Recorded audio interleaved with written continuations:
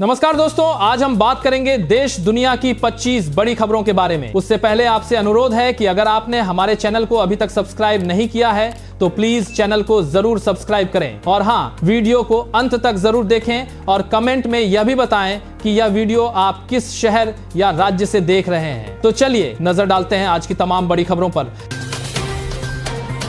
LPG cylinder इस्तेमाल करने वाले करोड़ों लोगों के लिए जरूरी खबर है। भारत पेट्रोलियम ने एलपीजी सिलेंडर धारकों के लिए सार्वजनिक सूचना जारी की है कि घरेलू एलपीजी सिलेंडर को किसी दूसरे व्यक्ति को बेचना, ट्रांसफर करना या ऑनलाइन प्लेटफॉर्म पर बेचना नियमों के खिलाफ है। कंपनियों ने चेतावनी दी है कि ऐसा करने पर कानूनी कार्रवाई हो सकती है। साथ ही बताया गया है कि सिलेंडर तेल कंपनियों की संपत्ति होते हैं और उनका उपयोग केवल रजिस्टर्ड उपभोक्ता ही कर सकता है।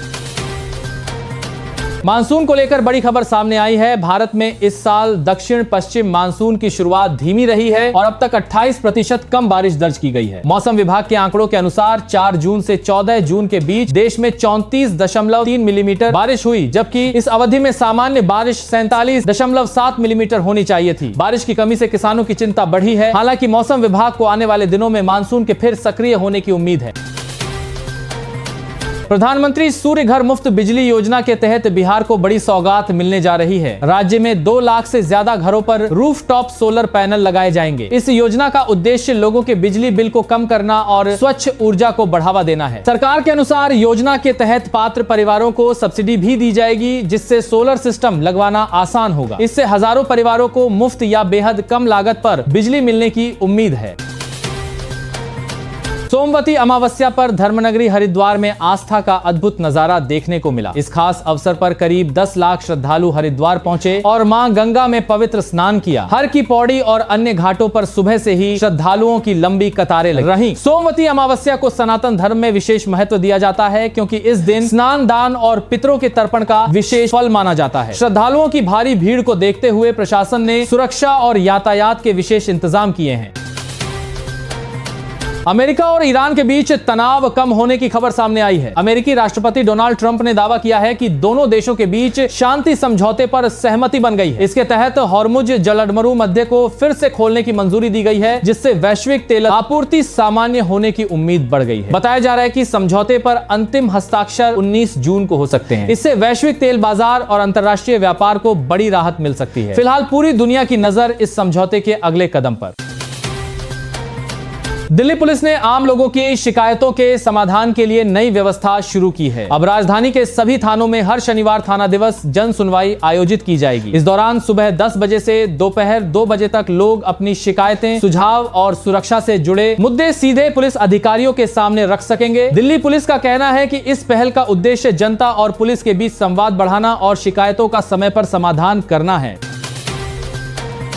भारत और फ्रांस ने अगले 5 वर्षों में दोनों देशों के बीच व्यापार को दोगुना करने का लक्ष्य तय किया है। प्रधानमंत्री नरेंद्र मोदी और फ्रांस के राष्ट्रपति इमैनुअल मैक्रों की बैठक में व्यापार, रक्षा, परमाणु ऊर्जा और तकनीकी सहयोग को बढ़ाने पर सहमति बनी। दोनों देशों ने राफेल, न्यूक्लियर एनर्जी और निवेश जैसे क्षेत्रों में साझेदारी को और मजबूत करने पर जोर दिया। इस कदम से भारत में निवेश और रोजगार के नए अवसर बढ़ने की उम्मीद है।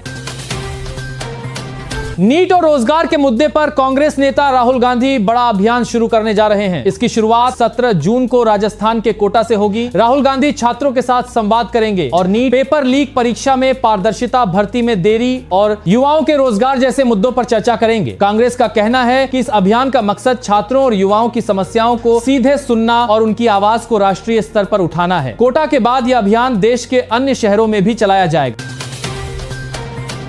बच्चों को कुपोषण से बचाने के लिए उत्तर प्रदेश सरकार ने बड़ा कदम उठाया है। मुख्यमंत्री योगी आदित्यनाथ ने सुपोषण मिशन के दूसरे चरण की शुरुआत की है। इस योजना का लाभ आने वाले समय में प्रदेश के लगभग 2 करोड़ बच्चों को मिलेगा। मिशन के तहत कुपोषित और अति कुपोषित बच्चों की पहचान कर उन्हें बेहतर पोषण उपलब्ध कराया जाएगा। साथ ही गर्भवती महिलाओं और धात्री माताओं के स्वास्थ्य पर भी विशेष ध्यान दिया जाएगा।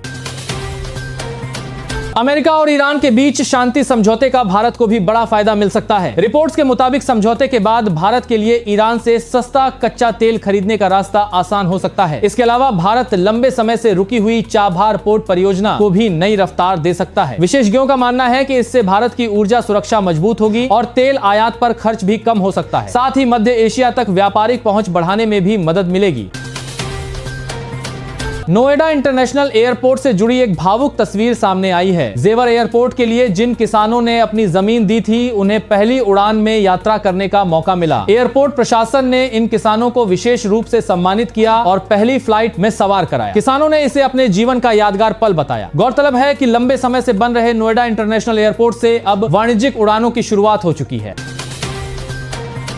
प्रधानमंत्री नरेंद्र मोदी ने अमेरिका और ईरान के बीच हुए शांति समझौते का स्वागत किया है। पीएम मोदी ने कहा कि यह समझौता क्षेत्र में शांति और स्थिरता बहाल करने की दिशा में महत्वपूर्ण कदम है। उन्होंने उम्मीद जताई कि इससे हॉर्मुज जलडमरू मध्यवीद दोबारा खुलेगा और वैश्विक व्यापार व ऊर्जा आपूर्ति सामान्य होगी। गौरतलब है कि हॉर्मुज दुनिया के सबसे महत्वपूर्ण तेल व्यापार मार्गों में से एक है, जहां से बड़ी मात्रा में कच्चा तेल गुजरता है। इस समझौते को वैश्विक अर्थव्यवस्था के लिए भी सकारात्मक माना जा रहा है। सरकारी योजनाओं का इंतजार कर रहे लोगों के लिए अच्छी खबर है। उत्तर प्रदेश के मुख्यमंत्री योगी आदित्यनाथ ने विभिन्न सरकारी योजनाओं के लाभार्थियों को प्रमाण पत्र और आर्थिक सहायता राशि वितरित की। इस कार्यक्रम में स्वरोजगार, आवास, सामाजिक सुरक्षा और अन्य कल्याणकारी योजनाओं से जुड़े पात्र लोगों को लाभ दिया गया। मुख्यमंत्री ने कहा कि सरकार का लक्ष्य हर जरूरतमंद व्यक्ति तक योजनाओं का लाभ पहुंचाना है।